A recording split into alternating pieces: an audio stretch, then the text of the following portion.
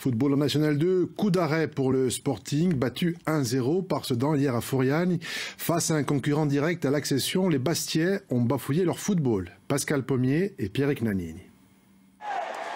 C'est l'ultime action de cette rencontre, 96e minute, et elle résume à elle seule l'impuissance du Sporting hier soir. Les supporters étaient pourtant venus en nombre, 7400 personnes pour ce match de haut de tableau. Un match au sommet et des débuts sinon percutants, tout du moins prometteurs pour les Bleus. 13e minute de jeu et la frappe de Gilles Cioni s'écrase sur l'arête des cages sedanaises. À peine le temps de réaliser et le portier ardennais est à nouveau sollicité.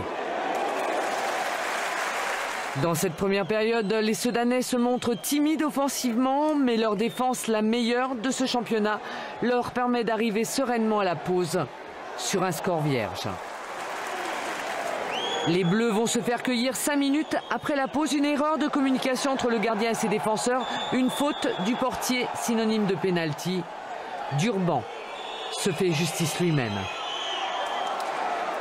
Dès lors, la pression est sur les Bleus. Les Ardennais les attendent patiemment.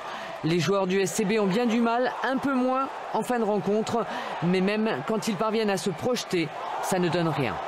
Le match a été perdu sur l'impact physique. On a souffert sur tous les duels aériens, sur tous les duels au sol.